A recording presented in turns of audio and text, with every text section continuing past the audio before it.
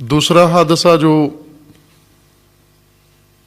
رحلت رسول اللہ کے بعد رونما ہوا اور خصوصاً خاندان رسول اللہ کے اوپر جس کے اثرات پڑے، جسے عموماً مناسبت کے طور پر بھی ذکر کیا جاتا ہے و شان نزول خطبہ بیان کیا جاتا ہے،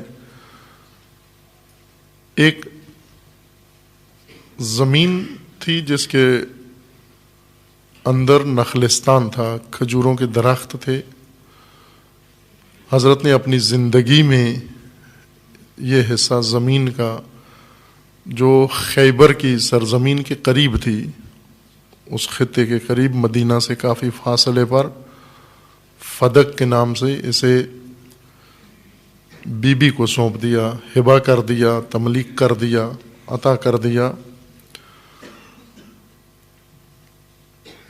رحلت رسول اللہ کے بعد جو حکومت قائم ہوئی، پہلے حکومتی احکامات میں سے ایک حکم یہ صادر ہوا، بھائی کہ ترجیحات اس حکومت کے لیے بہت زیادہ تھیں۔ سب سے پہلی ترجیح وہ ادھورے کام جو رسول اللہ نے آغاز کیے تھے لیکن وفات کی وجہ سے مہلت نہیں ہوئی، ان کو اتمام تک پہنچائیں، جن میں لشکر اسامہ تھا۔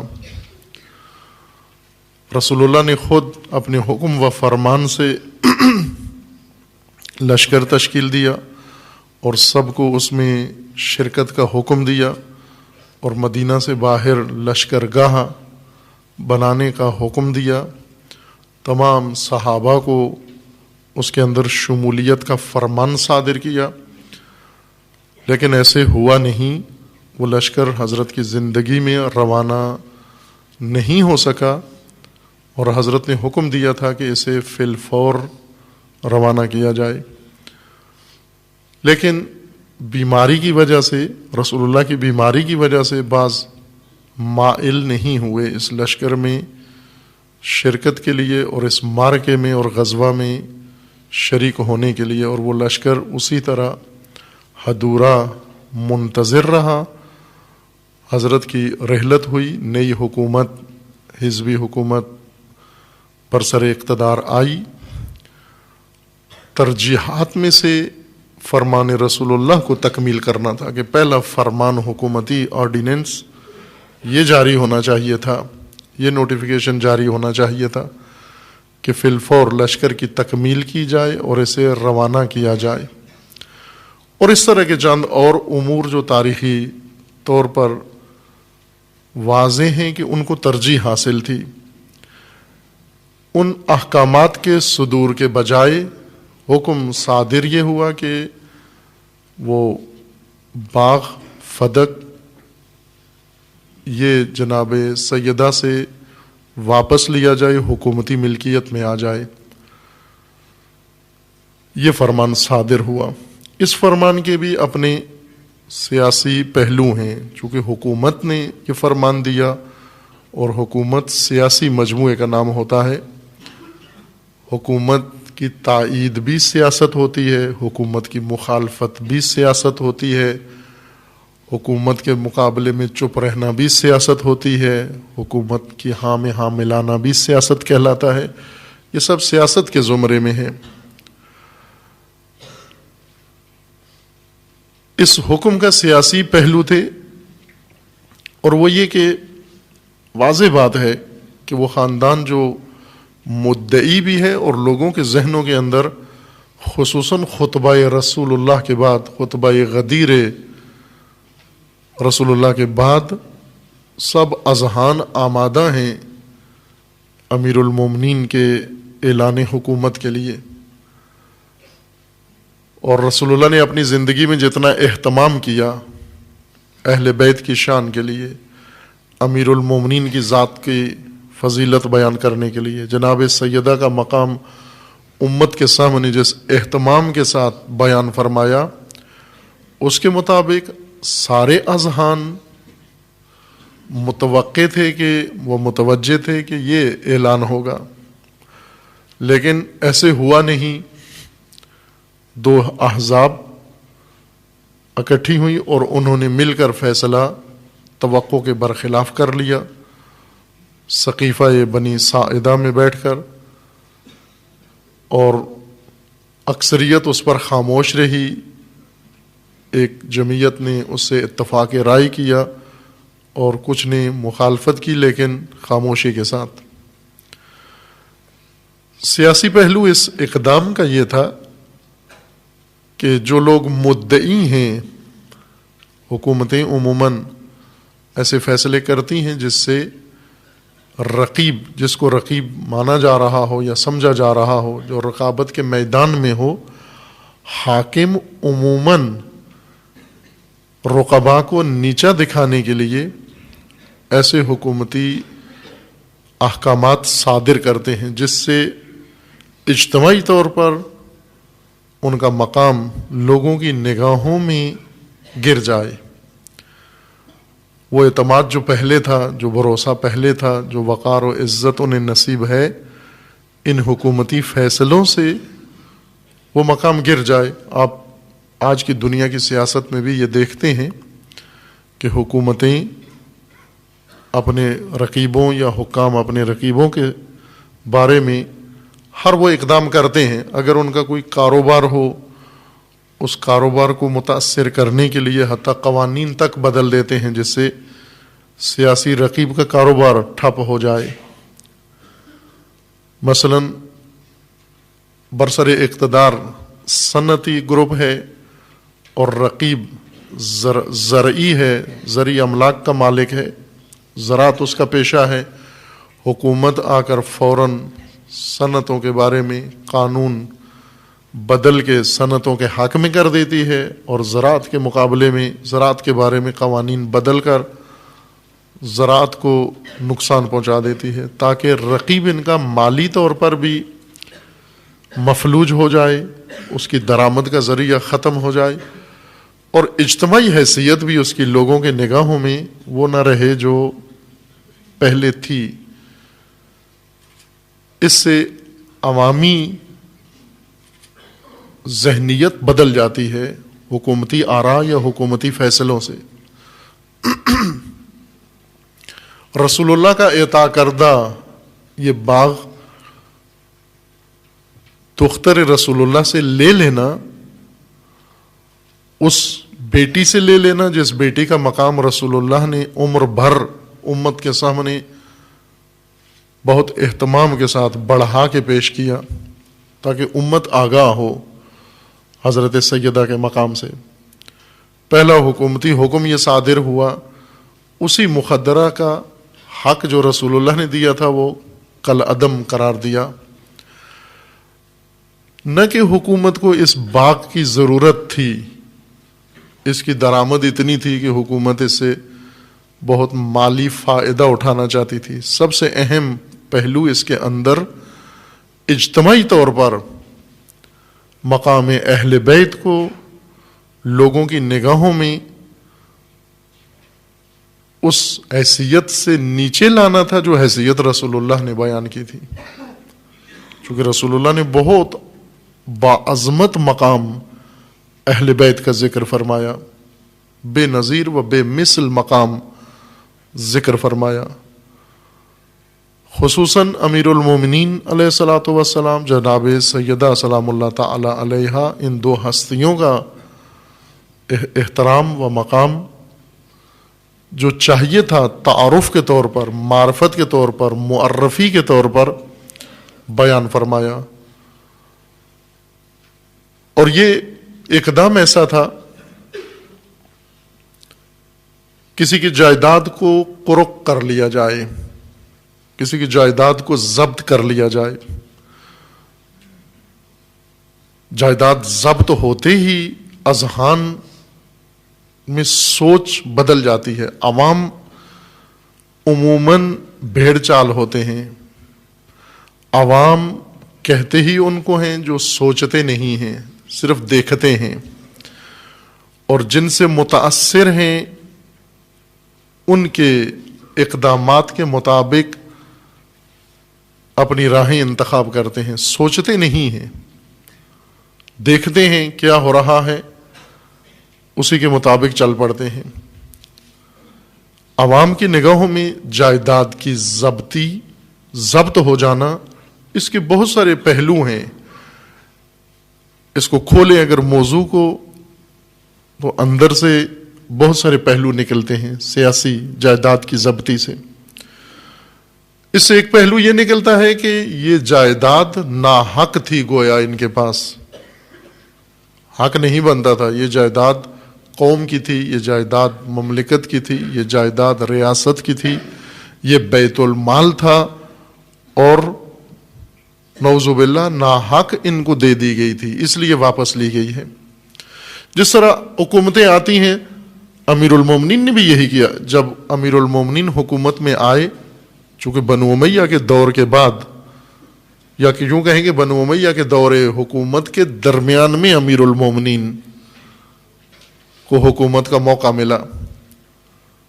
بنو امیہ کی حکومت کا آغاز ہو چکا تھا خلیفہ سوم کی حکومت سے، پھر بیچ میں خلیفہ سوم کے قتل کے بعد امیر المومنین کا مختصر دور حکومت آیا، اور اس کے بعد دوبارہ پھر بنو امیہ کی حکومت قائم ہو گئی. اس بیچ میں ایک وقفہ ہوا سیاسی، دور حکومت امیر المومنین لگ بھگ 4 سال کے لگ بھگ تھا.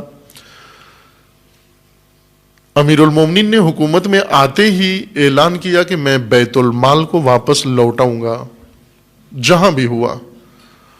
اگر یہ دلہنوں کا جہیز بن چکا ہے میں تب بھی اسے واپس لوٹاؤں گا. اگر یہ لوگوں کے گھروں کا حصہ بن چکا ہے میں پھر بھی اسے واپس لوٹاؤں گا، چونکہ میں زعیم ہوں، امین ہوں، خلیفہ ہوں اور امین بیت المال ہوں. جہاں بھی یہ بیت المال ہے میں اسے واپس لوٹاؤں گا. اور ایسے کیا بھی امیر المومنین نے. واپس لوٹانے کا مطلب یہ ہوتا ہے کہ ناحق تھا ان کے پاس، جنہوں نے لے لیا حق نہیں تھا ان کا، اس لیے واپس لیا جا رہا ہے ان سے. رسول اللہ صلی اللہ علیہ وآلہ وسلم نے اپنے دور حکومت میں اختیارات حکومتی کے ساتھ جو اللہ کی جانب سے رسول اللہ کو حاصل تھے، چونکہ رسول اللہ الہی حاکم تھے، عوامی حاکم نہیں تھے، الہی حاکم تھے، اللہ کے نمائندے تھے، عوامی نمائندے نہیں تھے. اللہ کے نمائندے کی حکومت تھی عباد اللہ پر، اللہ کے بندوں پر. اور رسول اللہ نے الہی اختیار سے، الہی فرمان سے، الہی حکم سے جو اقدام کیا حکم الہی سے کیا. بہت سارے محققین نے، علماء نے اس موضوع پر کتب تالیف کی ہیں کہ یہ رقبہ جو رسول اللہ نے عطا فرمایا جناب سیدہ کو کس باب سے تھا، کس عنوان کے تحت تھا. ہبہ تھا، تملیک تھا، عاریہ تھا، کس عنوان سے یہ رقبہ بی بی کے حوالے کیا، تاکہ ہم یہ دیکھیں کہ حکومت نے جو واپس لے لیا اس کا جواز بنتا ہے یا نہیں بنتا. لیکن یہ بات مسلم ہے کہ رسول اللہ نے عطا فرمایا، یہ حق جناب سیدہ کو رسول اللہ نے عطا فرمایا. اب یہی کافی ہے، صاحب شریعت نے حکم خدا سے یہ حق بی بی کو دے دیا، جناب سیدہ کو عطا فرمایا، اور حکومت نے آ کر وہ واپس لے لیا. یہاں بہت ساری چیزیں زیر سوال آ جاتی ہیں، اور یہی سوالات اٹھانے کے لیے سیاسی اقدامات ہوتے ہیں. یہ سوالات لبوں پہ نہیں آتے، ذہنوں میں ہوتے ہیں. جو سوال لب پہ آ جائیں وہ اتنے اہم سوال نہیں ہوتے، جو سوال ذہنوں میں گھومتے رہیں اور گونجتے رہیں وہ سوال بہت اہم ہوتے ہیں. اصل لوگوں کی رائے وہ سوالات بناتے ہیں جو دلوں میں اٹھائے جاتے ہیں، جو ذہنوں میں پیدا کیے جاتے ہیں، لیکن کوئی وہ سوال لب پہ نہیں لاتا. ہر ایک اپنے دل کے اندر سوچتا ہے کہ اگر یہ اقدام درست ہے تو پھر پہلا اقدام وہ درست نہیں ہو سکتا. اگر پہلا اقدام درست تھا تو پھر یہ اقدام درست نہیں ہے. اگر یہ جائیداد لے لینا درست ہے تو اس کا مطلب ہے دینا نعوذ باللہ درست نہیں تھا. اگر دینا درست تھا تو پھر لینا واپس درست نہیں ہے. یہ سوال کسی کے لب پہ نہیں آیا اور آتا بھی نہیں ہے. ان سوالوں کی نوعیت ایسے ہوتی ہے، بعض اقدامات سے ذہنوں میں سوال آتے ہیں، کوئی حادثہ ہو جاتا ہے اور سب کے ذہنوں میں ایک سوال آتا ہے کہ اس حادثے کا تعلق فلاں گروہ سے ہے، فلاں شخصیت سے ہے، فلاں محکمے سے ہے، لیکن کوئی یہ سوال لب پہ نہیں لاتا. آج کے اس ماڈرن دور میں، میڈیا کے دور میں، مہارت، جرنلزم کی مہارت یہ ہے کہ ذہنوں میں ایسے ہی سوالات، مطلوبہ سوالات اٹھائے جائیں. باقاعدہ سوال بنا کر نہیں پیش کیے جاتے. جیسے عموماً علمی سوال ہوتے ہیں، علمی سوالات سوال بنا کر پوچھے جاتے ہیں، لیکن سیاسی اجتماعی سوالات اٹھنے کا ماحول بنایا جاتا ہے. بس سوال خود اٹھ جاتا ہے، لب پہ نہیں آتا، اور یہ سوال ہی سوال اٹھانے والوں کی نیت کو پورا کر دیتا ہے کہ وہ یہ سوچیں کیوں ہوا، کیسے ہوا، کس نے کیا. اہل بیت کا جو مقام رسول اللہ نے بیان فرمایا تھا اور قرآن کریم میں جس کے لیے آیات موجود ہیں، وہ مقام ہر ایک کے لیے خطر تھا. یہ نہیں ہو سکتا کہ مقبول کوئی اور ہو، محترم کوئی اور ہو، اختیار کسی اور کے پاس ہو. خصوصاً زیرک سیاستدان، چالاک سیاستدان، انہیں معلوم ہوتا ہے کہ جب تک رقیب لوگوں کی نگاہوں سے گر نہ جائے، خطرہ ٹلتا نہیں ہے، منڈلاتا رہتا ہے. پس اس فیصلے کے پیچھے ایک سیاسی تدبیر کار فرما تھی. معاملہ فقط جائیداد کا نہیں تھا، دونوں طرف سے، نہ حکومت کی جانب سے اور نہ جناب سیدہ کی جانب سے. اگرچہ سامنے موضوع جائیداد ہی تھا، لیکن نہ حکومت اس کے جائیداد ہونے میں دلچسپی تھی اور نہ جناب سیدہ کو بے حیثیت جائیداد وہ رقبہ مطلوب تھا، یا حساسیت جناب سیدہ کی فقط اس کے جائیداد ہونے کے متعلق تھی. چونکہ بہت واضح تھا کہ اصل ماجرا اور ہے، اس لیے جناب سیدہ نے اس فرصت کو غنیمت جانا. جیسے ایک ضابطہ ہے، قانون ہے جو بعض بزرگان دین نے زیادہ بیان کیا ہے، جیسے امام راحل امام خمینی رضوان اللہ تعالی علیہ و رہبر معظم اس نقطے کو بارہا بیان فرما چکے ہیں کہ جب دشمن کی جانب سے، مخالفین کی جانب سے آپ کے لیے مصیبتیں گڑھی جاتی ہیں، ان مصیبتوں کو فرصتوں میں بدل دو. فرصت عربی اصطلاح کے مطابق، نہ اردو میں فرصت فارغ وقت کو کہتے ہیں جس میں کوئی کام نہ ہو. پوچھتے بھی ہیں فرصت ہے، کہتے نہیں ہیں، مصروف ہوں بہت. فرصت مصروفیت کے مقابلے میں استعمال کی جاتی ہے ضد کے طور پر. اگر آپ کسی کو بلائیں گے کہتے ہیں جی میرے پاس فرصت نہیں ہے, معذرت کے ساتھ میرے پاس فرصت نہیں ہے, یعنی میں فارغ نہیں ہوں, کام میں مصروف ہوں. یہ اردو فرصت ہے, عربی میں فرصت اس معنی میں نہیں ہے.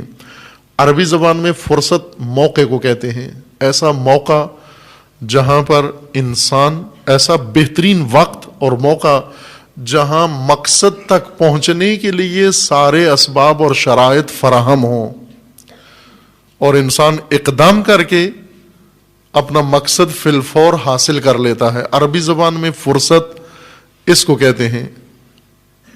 روایات میں بھی ہے کہ فرصتوں کو غنیمت سمجھو. احمقوں کی ایک علامت یہ ذکر کی گئی ہے کہ اگر دیکھنا یہ چاہتے ہو کہ اہل حکمت کون ہے اور اہل حماقت کون ہے, جو فرصتیں ضائع کرتے ہیں وہ حماقت والے ہیں. احمق کی ایک صفت یہ ہے کہ فرصتیں ضائع کرتا ہے, یعنی مواقع, ایسے موقع جن میں مقصد حاصل ہونا بہت آسان ہے. فرصت کہتے ہیں جب زمین زرخیز ہو, زمین میں نمی موجود ہو, فصل کاشت کرنے کا موقع ہو, بیج بھی موجود ہو, ساری دنیا کاشت کر رہی ہو اور یہ شخص کسان صاحب زمین سویا ہوا ہو اور موقع ضائع کر دے. اس وقت جاگے جب فصل کاشت کرنے کا وقت گزر چکا ہے, اس نے فرصت گنوا دی, وقت ضائع کر دیا. فرصت شناسی پر ایک مفصل گفتگو ہے نہج البلاغہ کے حکمت علی کے عنوان سے, وہاں مراجعہ کیا جا سکتا ہے. بی بی نے فرصت جانی, مصیبت کو فرصت میں بدل دیا, مشکل کو فرصت میں بدل دیا, تدبیر کے مقابلے میں تدبیر استعمال کی, سیاست کے مقابلے میں سیاست ہوئی. ایک فرمان جاری ہوا امیر المومنین کے فرمان کے مطابق. امیر المومنین فرماتے ہیں کہ آسمان کے سائے تلے ہمارے پاس اس زمین کے اوپر درآمد کا یہی ایک ذریعہ تھا. آسمان کے سائے تلے درآمد کا ایک ذریعہ تھا. یہ معافی ایدینا, ہمارے ہاتھ میں یہی ایک چیز تھی. اب میں اس کا ترجمہ درآمد کر رہا ہوں, یعنی ہمارے ہاتھ میں یہی ایک چیز, ٹکڑا زمین تھی بس. اس کے علاوہ اہل بیت کے پاس کوئی اور ملکیتی زمین اس وقت نہیں تھی. گھر تھا اور یہ فدق, لیکن باقی لوگوں کے پاس بہت کچھ تھا. مدینہ میں بہت کچھ تھا, مکہ میں بہت کچھ تھا, اور مفتوحہ علاقوں میں بہت کچھ تھا. کچھ رسول اللہ نے انہیں دیا ہوا تھا, کچھ خود سے انہوں نے لے لیا. باہر کیف انصار کے پاس بہت کچھ تھا, انہوں نے مہاجرین کے ساتھ تقسیم کیا, اموال, جائیداد, مکانات, جو کچھ ان کے پاس تھا. امیر المومنین فرماتے ہیں کہ اس آسمان کے سائے تلے ہمارے ہاتھ میں یہی تھا جو حکومت نے لے لیا.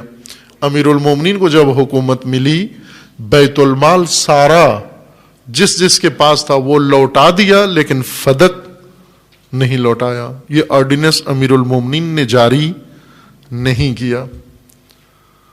فدق دلچسپ موضوع ہے تاریخ کے اندر, ہر معصوم نے اس کو بیان کیا ہے, اور سب سے عالی مضمون کے ساتھ حضرت امام موسیٰ کاظم علیہ الصلوۃ والسلام نے بیان کیا فدق کو.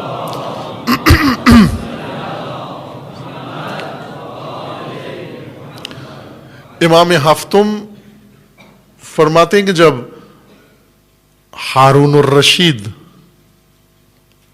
اپنی سخاوت دکھا رہا تھا اور اس نے اعلان کیا کہ بنو امیہ نے جو کچھ لوٹا ہے, جس کا بھی امت کا مال, سامان, جائیداد, وہ آئے سرکاری دفاتر میں آ کر نام لکھوائے, ہم اس کی لوٹی ہوئی جائیداد, مال, دولت, پیسہ سب کچھ واپس کریں گے.